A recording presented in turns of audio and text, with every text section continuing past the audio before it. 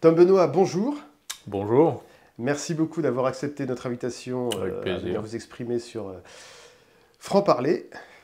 Je vous présente rapidement. Vous êtes philosophe, essayiste. Vous êtes spécialisé dans les questions économiques et financières.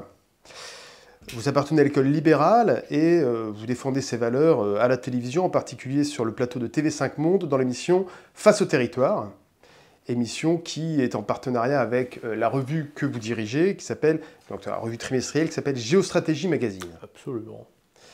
Dans cette émission, vous passez régulièrement sur le grill des personnalités du monde politique et de l'économie. Vous avez eu d'ailleurs Maille à partir avec Bruno Le Maire il y a quelques temps. Ça avait fait un petit buzz sur Internet.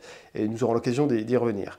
Tout ça est en train d'exploser en vol. Mais Pourquoi Parce que nos vous créanciers avez, se comme le disent... disait Olivier Marleix, si je puis me permettre, je reprends les mots d'Olivier Marleix, maquiller les comptes publics. Mais c'est un mensonge total, C'est un mensonge, Olivier Marleix. Mais bien sûr que Il y c'est a un un rapport, mensonge. D'abord, je c'est- ne crois pas qu'Olivier Marleix ait employé J'ai ces lu ça dans la termes-là. presse. était évidente. Donc, oui, il y a eu un maquillage des comptes du pays qui est d'une grande gravité. Tout ça pour ne pas affoler les agences de notation.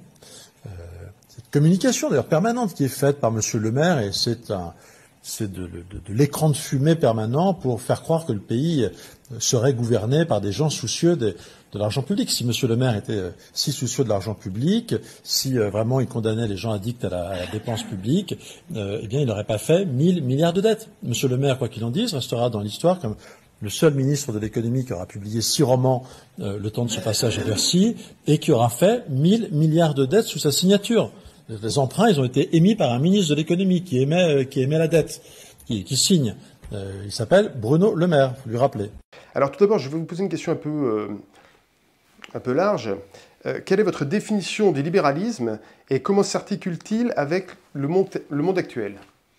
Non, moi, ma définition, elle est toute simple. Le libéralisme, premièrement, c'est que c'est le marché qui fait la loi sur le plan économique, pas sur le plan politique.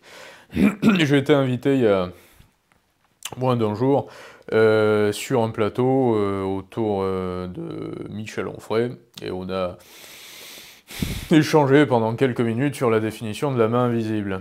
Et nous n'étions pas tout à fait d'accord. Il semblait que nous n'ayons pas la même définition de la main invisible. Pour moi, la main invisible d'Adam Smith, père du libéralisme, l'un des pères du libéralisme au plan philosophique et économique, c'est non seulement le marché qui dirige, mais par rapport à la volonté de gagner sa vie, et donc la faculté de répondre à une demande d'un commerçant, pour les exemples qui étaient pris par Adam Smith, le boucher par exemple.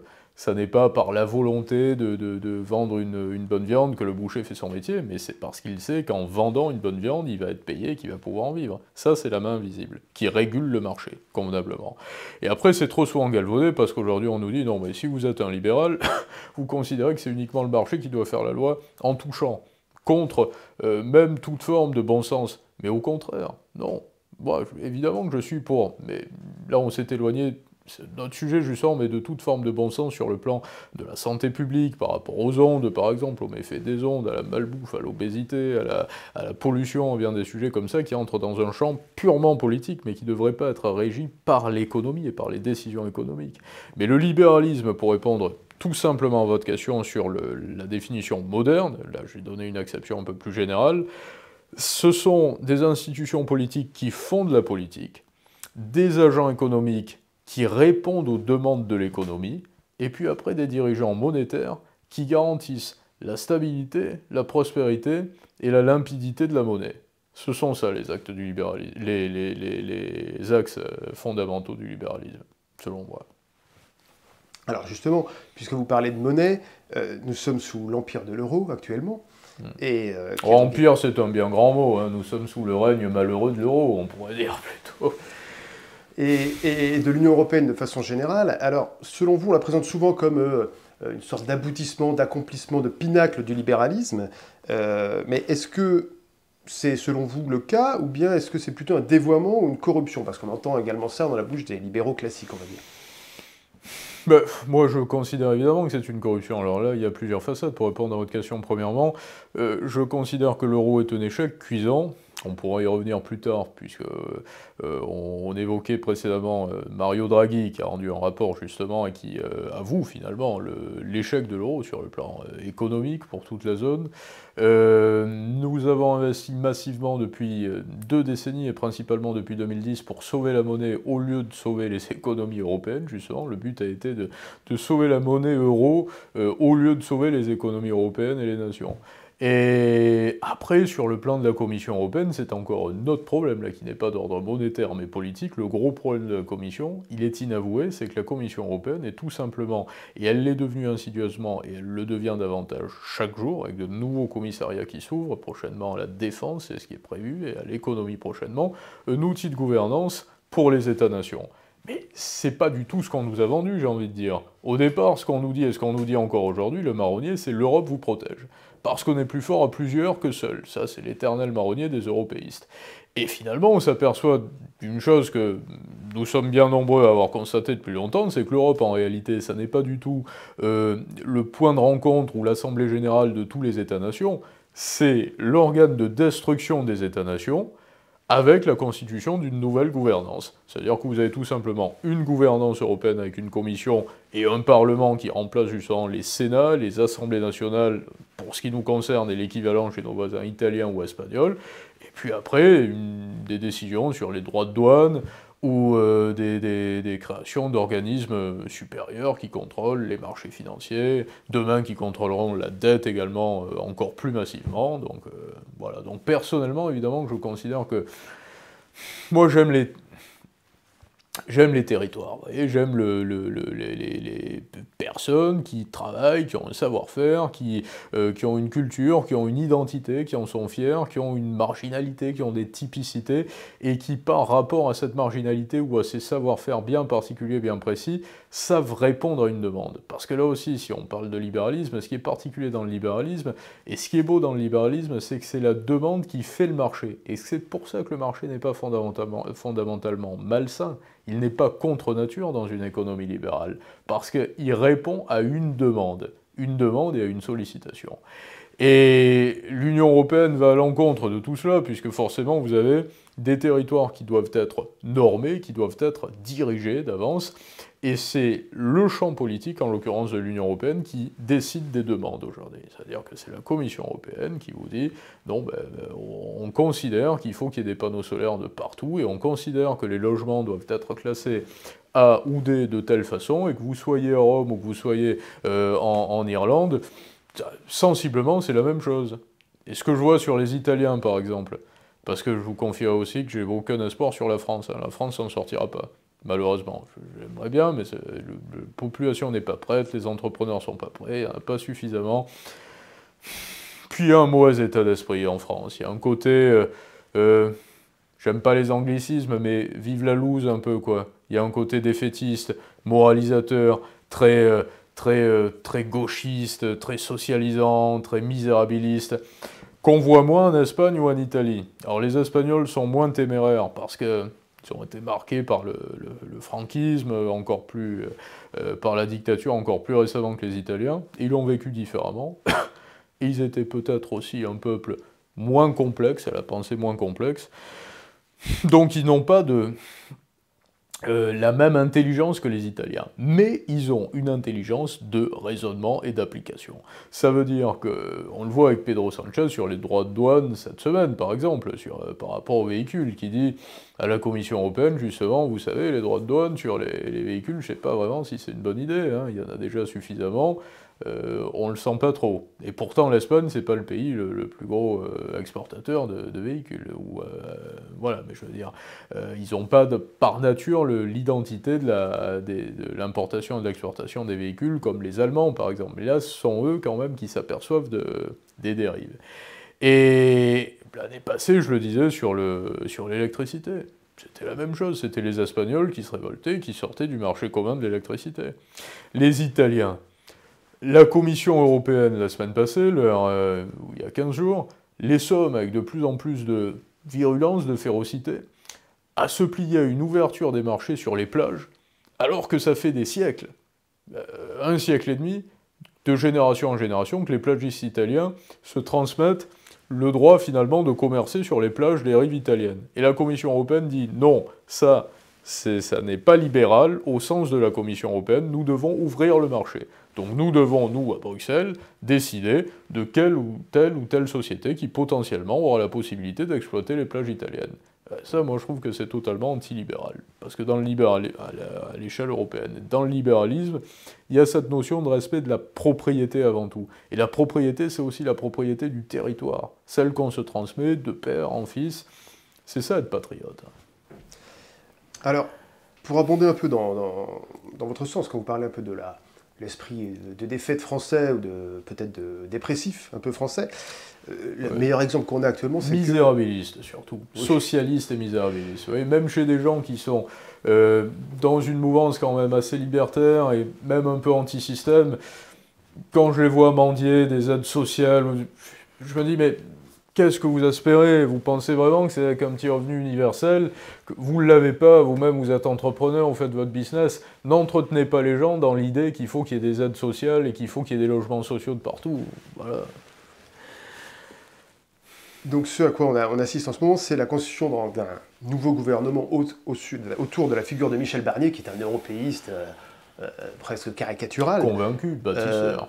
Et avec en ligne de mire, donc, pour la rentrée parlementaire, bientôt le vote du budget. Donc, quel est votre sentiment à la fois sur Michel Barnier et sur la question sensible du budget en France, actuellement? Bon, la question sensible du budget, alors mon sentiment sur Michel Barnier, pour résumer, être assez sincère, c'est que j'ai aucune aversion envers la personne. C'est quelqu'un qui fait preuve d'un traditionnalisme qui me plaît plus ou qui attire plus de faveur de ma part que celui de Gabriel Attal. Il n'en avait pas de traditionnalisme, donc je veux dire, sur le plan de la personnalité, je préfère évidemment Michel Barnier que Gabriel Attal. Sur le plan politique, il va à l'opposé évidemment de ce que je voudrais pour le pays, ce que je prône pour le pays et ce que j'espère, mais qui malheureusement n'arrivera pas. Par contre, je sais qu'il s'inscrit dans cet agenda qui est ponction de l'épargne privée, union des marchés de capitaux, émission de dettes communes, création de plusieurs commissariats européens aux affaires intéressantes, c'est-à-dire aux finances, le commerce intérieur de Thierry Breton qui a les pleins pouvoirs justement sur les droits de douane, sur les exportations, industrie de la défense parfaitement intégrée, comme ils disent dans leur jargon, c'est-à-dire européanisé. Et puis après, en façade, ici, créons un ministère de l'immigration, pas pour limiter l'immigration, hein, mais pour l'encadrer structurellement. Donc Michel Barnier s'inscrit dans cette déconnexion totale des réalités des nations et de ce qu'il faut pour aujourd'hui retrouver un sens justement libéral et une identité d'État-nation. Donc à ce niveau-là, voilà, j'ai pas du tout de sympathie politique pour Michel Barnier. La question du budget, puisque c'était votre seconde question, c'est une fausse question, c'est une question à tiroir, c'est un faux questionnement, parce que, pas votre question, hein, mais je veux dire, le sujet qui est revenu sur le débat depuis plusieurs semaines, presque en jouant sur la peur, en disant nous pourrions ne pas avoir de budget, en quelque sorte, que deviendrait la France si elle n'avait pas de budget? Premièrement, s'il n'y a pas de budget voté, c'est un budget préparé par Gabriel Attal qui sera en vigueur. Deuxièmement, le budget qui va être voté sera exactement le même que ce qui a été voté l'année passée, l'année précédente. Les dépenses publiques ne seront pas réduites, la catégorie de dépenses publiques ne sera pas revisitée non plus. Donc personnellement, je n'ai pas envie d'entretenir les personnes qui m'écoutent ou les Français qui m'écoutent dans l'idée qu'effectivement c'est avec une légère correction d'un demi-milliard et de 3 milliards à tel endroit qu'on va changer les choses. Qu'est-ce qu'on dit aujourd'hui? Pour ce budget qu'on va supprimer, enfin ce que j'entends du ministère du budget, ce qu'on me dit dans les couloirs, qu'on va abroger le fonds vert par exemple. Une économie de 2 milliards pour une fumisterie qui avait été mise en place il y a quelques années et qui visait à créer, générer davantage de cohésion dans les territoires pour verdir les forêts qui sont déjà vertes. C'est ça le fonds vert. Ben, ça on le supprime, mais on n'aurait jamais dû le mettre en place. Et on va récupérer 2 milliards à tel endroit. Par contre, ce qu'on va faire, c'est qu'on va probablement réduire les taux réduits de TVA, voire les supprimer sur certaines catégories de produits. On va créer des taxes de plus en plus assassines à droite à gauche, qui officiellement ne seront pas des hausses d'impôts, pour le 3/4 des Français, c'est ça qu'on est en train de faire. Donc le petit débat du budget, au sens du budget qui est essentiel comme texte et comme ça, c'est on dirait c'est un faux prétexte. Voilà. Vous avez passé sur le grill donc Bruno Le Maire dans votre émission il y a quelques temps, je crois. Oh, j'ai interviewé, passé sur la grille, c'est vous qui le dites. Et donc il se trouve qu'il était ministre de l'économie à ce moment-là. Là maintenant il quitte ses fonctions, il vient de quitter ses fonctions. Et il a été entendu par la commission de l'Assemblée nationale aux affaires économiques. Il a été un peu chahuté. Qu'est-ce que vous pensez de son audition et que pensez-vous de sa défense et plus généralement de son bilan, les 7 ans qu'il a passé quand même à Bercy, ce qui est considérable? Bon, Bruno Le Maire est quelqu'un qui dégage aucune forme d'antipathie dans le privé. Sur le plan de son bilan en tant que ministre de l'économie, il est catastrophique, c'est une évidence. Le libéral que je suis, justement, et le patriote profondément que je suis, et le défenseur des libertés individuelles, de l'épargne et de la stabilité monétaire, ne peut que condamner très lourdement un ministre qui a eu à plusieurs reprises l'audace d'expliquer, qui plus est avec une hypocrisie assez vile, qu'il fallait mettre en place l'union des marchés de capitaux, c'est-à-dire mobiliser l'épargne des Européens, la rendre illiquide, donc priver les personnes qui ont une réserve d'énergie économique de pouvoir à la fois décider de leur vie, entreprendre au bénéfice justement d'investissements qui seront décrétés d'une façon assez royaliste, hein, pour ainsi dire, par quelques monarques non élus et appartenant à aucune forme de noblesse, et qui siègent justement dans cet écosystème bruxellois que nous situons précédemment. Donc à ce niveau-là, je ne peux que condamner la politique de Bruno Le Maire, et puis après le dérapage de la dette, la com qui a été mauvaise, également, on lui a tous reproché ces parutions d'ouvrages. Lorsqu'on vit la crise qu'on avait... Moi, je ne suis pas ministre de l'économie. Hein. Je vois souvent des personnes qui me disent « Pourquoi vous n'essayez pas d'être ministre de l'économie ?» C'est pas mon ambition, j'ai jamais voulu faire de politique. Je sais pas, moi, je suis vraiment pas tenté par la politique. Je suis tenté par la dimension politique pour essayer de faire évoluer les choses, mais je sais que dans l'écosystème actuel tel qu'il est vissé, tel qu'il est fait, ça n'est pas en ayant une place de secrétaire d'État, de député, un mandat quelconque qu'on peut faire évoluer la situation. Absolument pas, parce qu'on est muselé, qu'on est contraint à ce moment-là de revoir ses ambitions à la baisse. Et c'est pas mon idée. Mais si j'avais été, par un hasard ou par une chance absolument inouïe, ministre de l'économie, je peux vous dire que j'aurais pas fait paraître 5 ouvrages littéraires sur un pianiste ou une petite autobiographie de ma vie d'avant pendant cette année de mandat, par rapport à l'époque absolument dramatique mais fascinante, si on la considère comme telle, en partant du principe qu'on pourrait faire évoluer la situation que nous avons vécue ces derniers temps. Donc le mandat de Bruno Le Maire, c'était quoi sur Brejnev, globalement négatif ou voilà, globalement négatif. Donc vous avez évoqué tout à l'heure la mise en commun au niveau européen de la dette et de l'emprunt. Ouais. Alors rebelote, d'abord il y a eu l'emprunt lié au Covid qui a fait l'objet d'une communication de la Cour des comptes, enfin d'un rapport de la Cour des comptes européenne qui n'était pas, pas extrêmement reluisant, on va dire. Mais rebelote, là, Mario Draghi vient de rédiger un rapport également qu'il vient de remettre à la Commission, où il explique qu'il faudrait remettre le couvert, en quelque sorte, et il préconise, lui, un emprunt de l'ordre de 800 milliards d'euros, donc, pour financer... annuel, hein. 800 milliards annuels. Ah, annuel, ah oui, ça, j'avais pas noté, d'accord. Alors, quel est votre... Je suppose que vous condamnez ça de la façon la plus ferme. Totalement, parce que, premièrement, ce que vous disiez par rapport au Covid, la première des choses à noter, c'est que le grand emprunt du Covid a démarré bien avant le Covid. Et ce qu'on vous présente comme étant le coût du Covid, ça a démarré en 2015, c'est-à-dire avant le Covid, avec les opérations d'assouplissement quantitatif, de quantitative easing, on en parle régulièrement maintenant, aujourd'hui, qui ont permis justement aux États déjà endettés, surendettés, de s'endetter davantage, puisque la Banque Centrale Européenne a acheté cette dette sur les marchés secondaires. Et aujourd'hui, le problème, c'est que on passe à une nouvelle phase. On va permettre à des États surendettés, gouvernés par des personnes qui n'ont aucun sens de la nation, de s'endetter en commun. Ça veut dire que vous n'aurez plus aucune possibilité de sortir de l'eurozone ou de l'eurosystème dans quelque temps. Parce que ce qu'on va vous dire, c'est « Mais qu'est-ce que vous faites de l'épargne des Européens qui a été titrisé, qui sert de collatéral à ce gros endettement commun que nous avons émis au nom de l'eurosystème ?»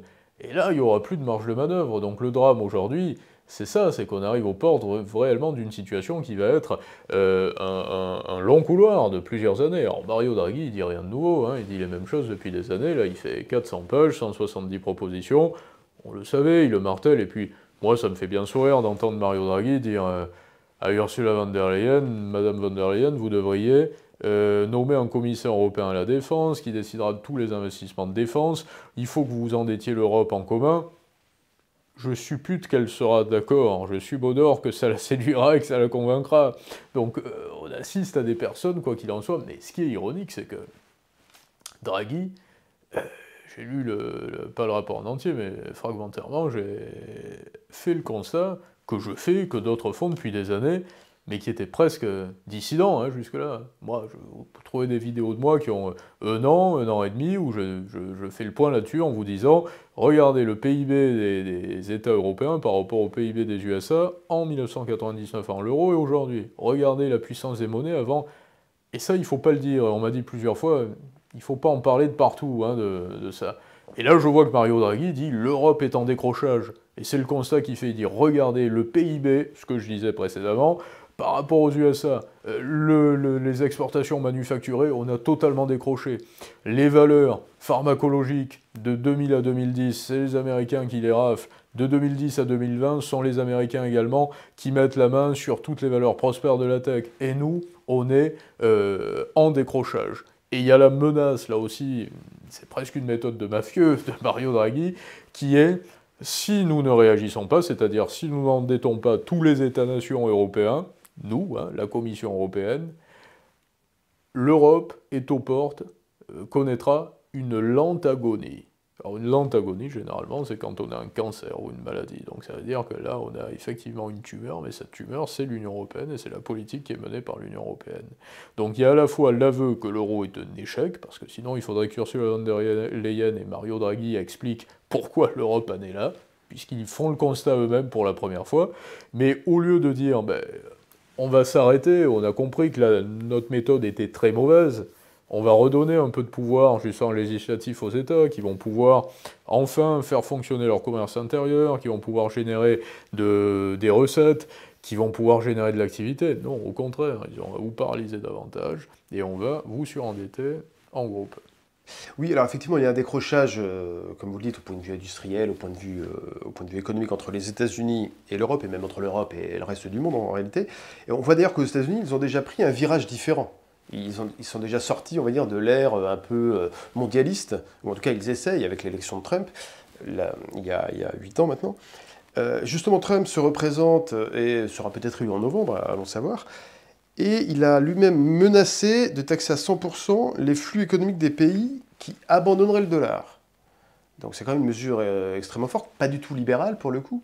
Alors que pensez-vous de cette solution ? Alors attention, parce que pas du tout libérale, là c'est compliqué, elle est protectionniste. Et le protectionnisme correspond à des préceptes libéraux également. Lorsqu'il y a un intérêt déterminé, en tout cas la protection d'une nation, de l'économie d'une nation, dans un champ libéral, on peut parfaitement imaginer qu'une telle mesure soit prise. Alors l'hégémonie du dollar est en danger, en grand danger, ça on est nombreux à en avoir parlé également. Ce qu'on constate également, je me suis aperçu assez récemment finalement que la perte de puissance du dollar en qualité de monnaie de réserve, et sur le plan des réserves de change libellées en dollars au sein de toutes les banques centrales, on est passé de 71% il y a 20 ans, 25 ans, à 58 aujourd'hui, et la baisse s'est accélérée depuis le conflit ukrainien, encore. Donc à 58 à peu près, c'est fait au bénéfice, ce déclin s'est fait au bénéfice de monnaies, c'est pas au bénéfice de l'euro évidemment, même pas vraiment du yuan, mais surtout de petites monnaies, la Corée du Sud, la roupie indienne, le dollar australien, le dollar canadien. Donc sur ce champ-là, il y a une préoccupation évidemment des Américains de protéger le dollar dans sa qualité de monnaie de réserve, mais surtout dans sa qualité de grande monnaie d'échange. Il faut que le dollar reste une grande monnaie d'échange. Et on voit que les Chinois tentent de plus en plus d'imposer le yuan comme monnaie d'échange et aussi un peu comme monnaie de réserve, puisque même si c'est un nain monétaire sur le plan des monnaies de réserve, le renminbi, les Chinois auraient tout à fait la capacité aujourd'hui d'ouvrir les vannes de l'endettement. Parce que ce qu'il faut bien comprendre, c'est que le système monétaire aujourd'hui est un système de monnaie-dette, évidemment, et que ce qu'on appelle la monnaie, c'est une énorme dette en réalité. Et c'est une dette qui est libellée dans une monnaie ou dans une autre. Et vous avez des marchés très ouverts, très profonds, comme le marché du dollar américain, de la dette et le marché obligataire américain. Donc vous avez forcément, avec des titres obligataires, donc de la dette américaine à 1 an, vous faites exactement comme avec du dollar, comme avec du cash. Donc vous avez un rapport à la monnaie qui est différent, même si c'était ça depuis de nombreuses décennies, mais qui s'est encore accentué depuis 30 ans, et là depuis ce dernier siècle, ce début de siècle, qui est très particulier. Et il suffirait que les Chinois aujourd'hui ouvrent les vannes, puisqu'ils ont la capacité d'être séduisants sur le plan de la dette. Il y aurait beaucoup d'investisseurs qui achèteraient de la dette chinoise aujourd'hui. Je vois des Japonais qui vendent de la dette française. Je suis persuadé qu'il y a beaucoup d'investisseurs, indiens notamment, russes, qui pourraient acheter de la dette chinoise. Et il suffirait qu'ils ouvrent les vannes de la dette pour se retrouver avec une monnaie de réserve qui, d'un seul coup, monte en flèche.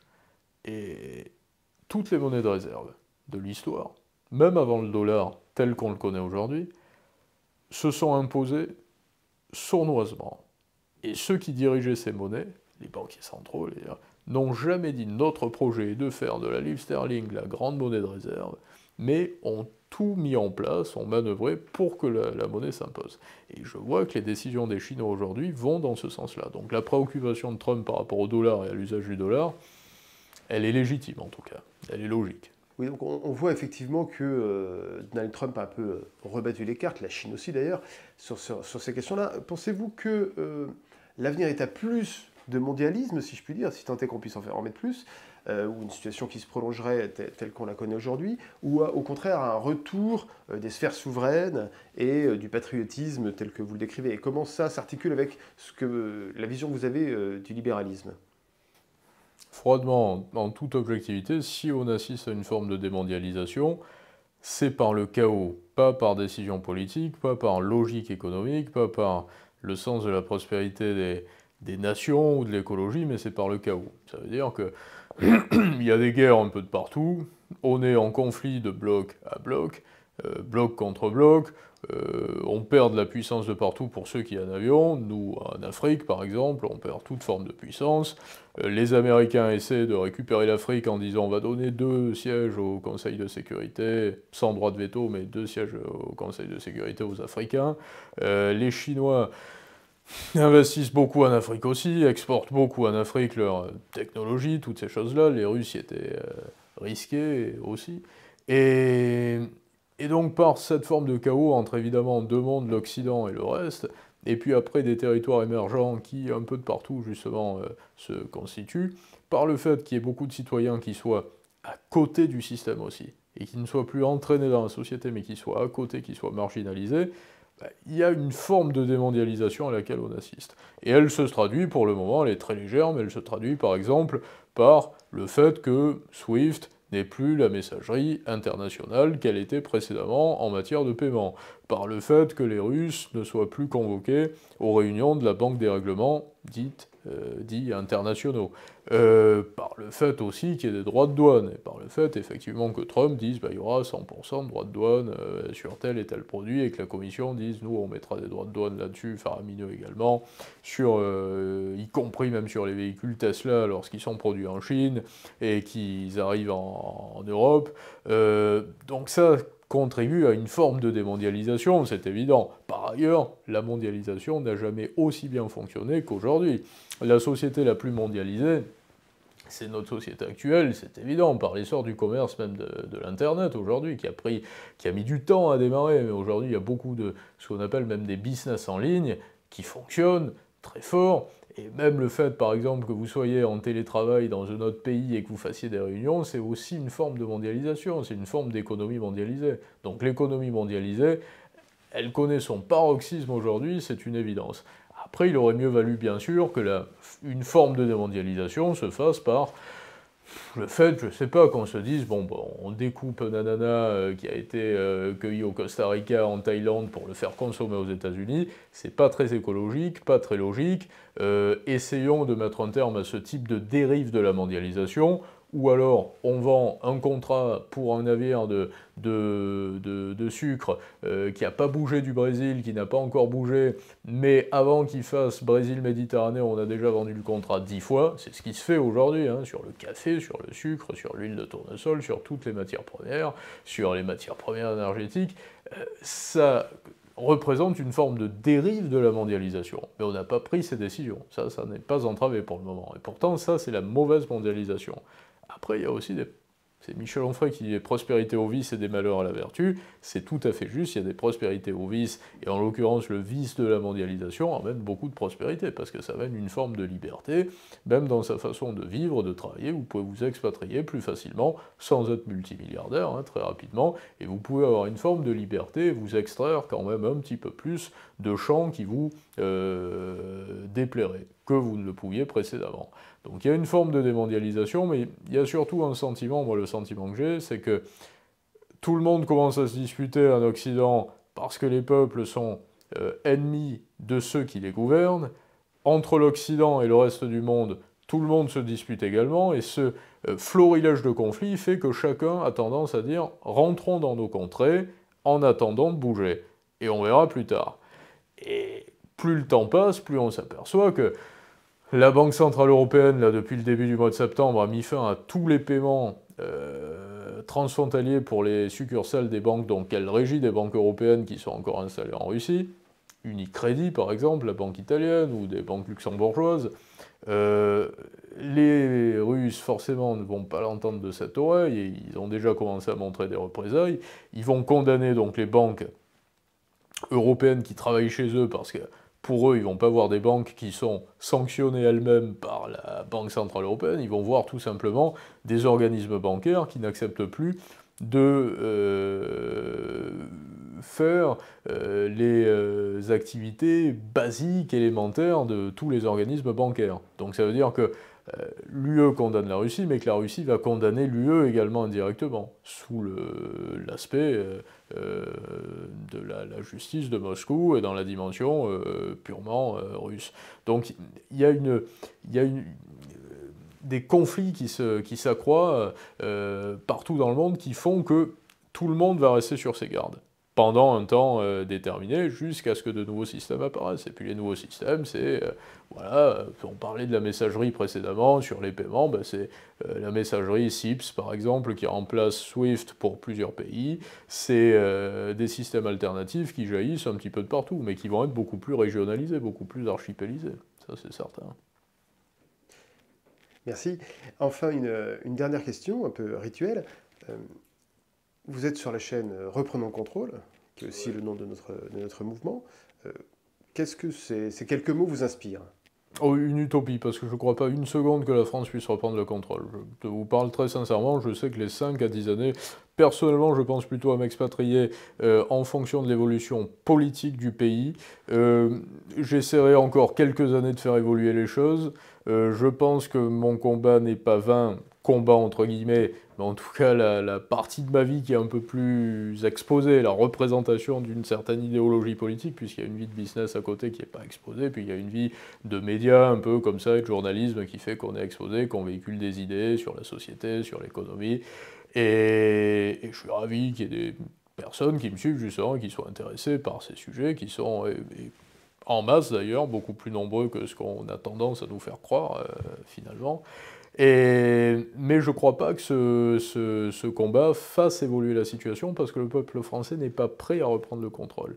Individuellement, les gens ne reprennent pas le contrôle d'eux-mêmes déjà. Il y a une obésité absolument effrayante en France aujourd'hui. L'obésité a doublé en 20 ans, mais ça sont les chiffres qui sont sortis il y a une semaine. Mais je veux dire, au-delà de ça, on s'en aperçoit. Il y a une façon de se déconnecter à la fois du physique, du réel, de la société, de la création de richesse, de la création de valeur, de la vie de famille, de la vie sportive, de tout ce qui touche à la réalité, de tout ce qui concerne le réel chez les Français, qui est encore plus développé que chez les Italiens, les Espagnols ou les Suisses, donc pour citer nos voisins, nos frontaliers.